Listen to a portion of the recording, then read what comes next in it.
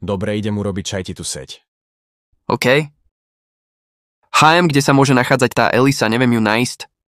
Dúfam, že ma prídu zachrániť.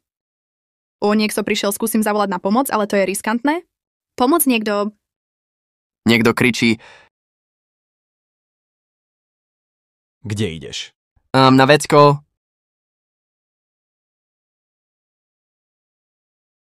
Kto to môže kričať, ale má hlas ako Elisa? Počkaj, to fakt môže byť ona. Dobre, počkať, niekto ide. Elisa. Tom? Ako to, že ti si ma prišiel Bok zachrániť? Neviem. Dobre, poďme nájsť nejakú cestu. Áno, počkajme do večera a tam niečo nájdeme. O 3 hodiny neskôr. OK, už je dosť neskoro, už asi aj spí. OK, poďme na to.